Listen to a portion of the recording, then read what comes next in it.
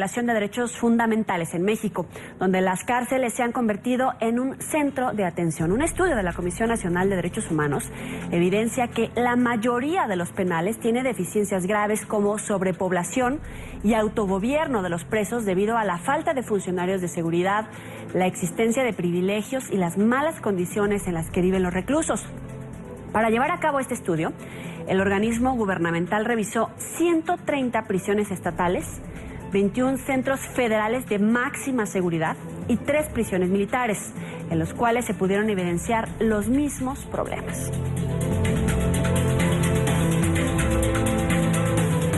Para hablar de este informe y de la calidad de vida de los presos en México, saludamos a Guadalupe Correa. Ella es experta en estudios de seguridad y profesora asociada de Asuntos Públicos y de Seguridad de la Universidad de Texas. Señora Correa, muy buena tarde. Gracias por estar con nosotros. Buenas tardes, Jolie. Muy contenta de estar con ustedes en NTN 24, el canal de las Américas. Gracias por tenerme con ustedes. Me gustaría desmenuzar esta denuncia que están haciendo. Hablar de sobrepoblación en México, de verdad, en las cárceles de México, es de otra dimensión. En espacios de metros cuadrados, no solamente podrían meter a 30 personas, sino que a veces está triplicada o quintuplicada esa población, y en esas condiciones es como tienen que vivir, dormir, pasar enfermedades, sobrevivir prácticamente. Para poder ingresar hay que dar una propina, para ingresar alimento hay que dar otra propina, para que los reos puedan recibir ese alimento, para que no sean golpeados, para que no sean violados, tienen que volver a pagar. Está bien que sean criminales que están pagando una condena, sin embargo tienen garantías individuales, tienen derechos humanos, y esta es una denuncia constante en México que va creciendo, pero parece que hay oídos sordos. ¿Por qué? Bueno, tiene toda la razón. Este tipo de denuncias, este tipo de problemáticas no son nuevas, llevan ya un par de décadas, muchos años en que se está el problema agravando. Creo que esto nos refleja una falta de voluntad política por parte de nuestras autoridades en realmente proteger los derechos humanos en las prisiones y en muchos otros espacios. La problemática de los penales no solamente es una problemática de los penales en sí, sino de todo el sistema de justicia de México. El sistema penitenciario es la última etapa de procuración de justicia en cualquier país, en cualquier sistema político. Y esto nos dice mucho, ¿no? Es solamente la punta del iceberg. Lo que está sucediendo en los penales, el abuso a los derechos humanos, la no protección de los derechos humanos, de los derechos fundamentales de los individuos, parece ser que en México se refleja de alguna manera en los penales, de una manera muy importante, pero también en muchas otras áreas de la vida política y social de nuestro país. Ahora pasa un fenómeno muy complejo, el autogobierno de los presos.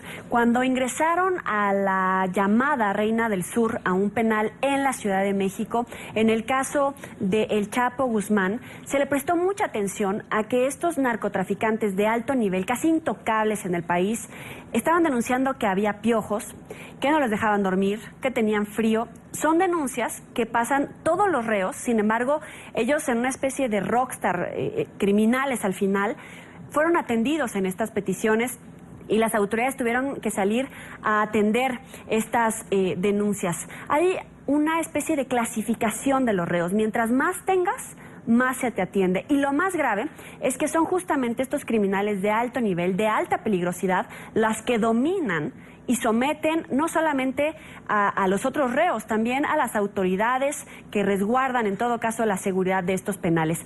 ¿Ha ido en reducción debido a la atención que se ha puesto justamente por estos casos que acabo de mencionar, o continúa incrementando? Continúa incrementando. Es preocupante la situación que predomina en México en el sentido de que, claro, quien más tiene, más beneficios tiene, y el autogobierno del que haces mención es muy evidente. Bueno, no solamente en México, en Centroamérica, y esto me preocupa mucho. En el caso de Centroamérica, el incremento de las pandillas, del control de las pandillas de las calles, se lleva a cabo dentro de los penales de todo tipo, ¿no? De máxima seguridad y de cualquier tipo, a nivel federal, a nivel local. Esto es lo que está sucediendo en México.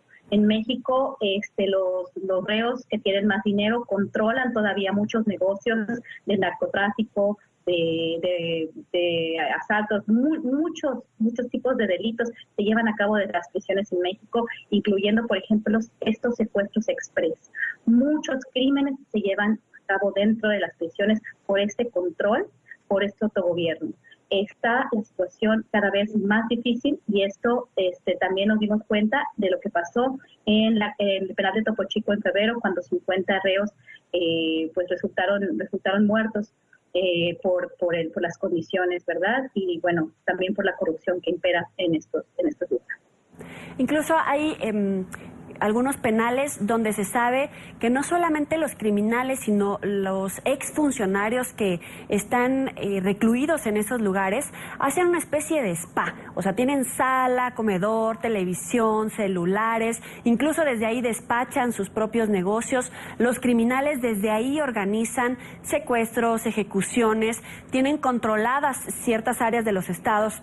Es decir, si pertenecen a una cárcel en el norte, tienen controlado todo la operación del crimen organizado en esa zona. ¿Tiene sentido el hecho de que estén recluidos en centros de readaptación social, si se puede llamar así? ¿Es una utopía o de plano es un caso perdido?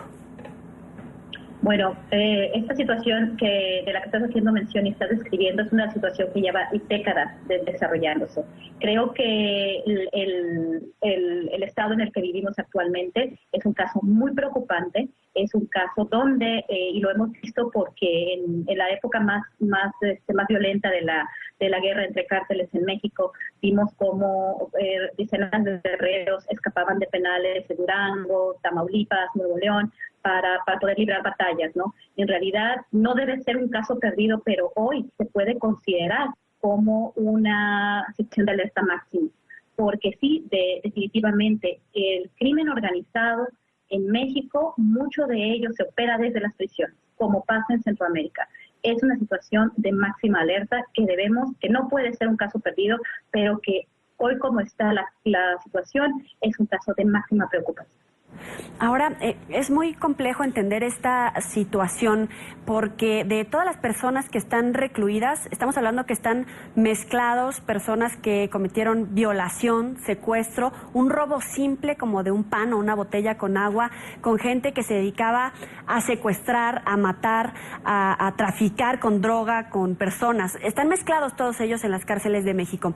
Y viene un gran debate. ¿A quién se debe de extraditar? Hablemos del caso del Chapo Guzmán. ¿Sería una medida, de alguna manera, para reducir la sobrepoblación, dar celeridad a todos esos casos de los reos que no tienen todavía una sentencia? Más o menos había una relación de 8 de cada 10 todavía no tienen dictada una sentencia, sin embargo ya están mezclados con este tipo de gente que a lo mejor no es un crimen tan grave como el que ellos cometieron. Esa podría ser una medida. Hay que acelerar estas extradiciones de estos casos de grandes capos del narcotráfico, o ¿cuáles pueden ser las soluciones? Creo que estamos hablando de distintas cosas. Al hablar de extradición, tenemos reos que han cometido delitos en los Estados Unidos y los Estados Unidos los requieren en su país para que paguen condenas en estos países. Este tipo de reos son muy específicos. La situación que está describiendo, de la que he tenido oportunidad de ver en carne propia, por ejemplo, en el penal de Tapachula, Chiapas, la situación de las personas que están ahí. Tuve la oportunidad de ver cómo las mujeres, pues precisamente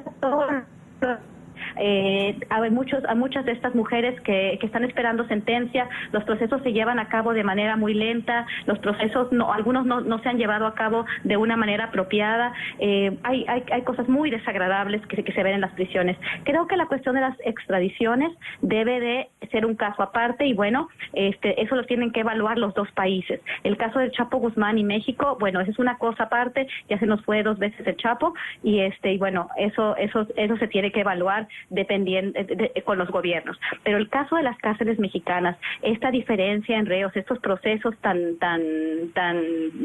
lentos, esta injusticia que hay en los penales, la situación debe resolverse de una manera integral. Creo que el gobierno no ha tenido la voluntad política para poner la casa en orden, para poner los penales en orden. Creo que es una situación muy complicada que debe de ser integral y la corrupción que priva en los penales es la primera cuestión que debe de verse. ¿Cuáles de las autoridades en los penales están coludidas con los criminales que gobiernan las cárceles. Terminar con este autogobierno es el primer paso, y también a la par se deben cuidar todo ese tipo de cuestiones, la limpieza, la sobrepoblación, los casos de personas que están ahí injustamente. Es un caso muy complejo, no puede ser perdido, pero parece perdido en estos momentos. Muy brevemente, ¿estaría a favor, recomendaría la extradición del Chapo Guzmán? Definitivamente, ya a las autoridades mexicanas en este momento han sido, pues se ha visto que no pudieron tener a este reo en una prisión de máxima seguridad, se les escapó 2 veces. La situación que priva en el país de corrupción dentro y fuera de los penales es tan grande que yo creo que debería de extraditarse definitivamente. Muy bien, es Guadalupe Correa, experta en estudios de seguridad y profesora asociada de Asuntos Públicos y de Seguridad de la Universidad de Texas. Gracias por estar con nosotros. Muchas gracias, muy buenas tardes. Buenas tardes.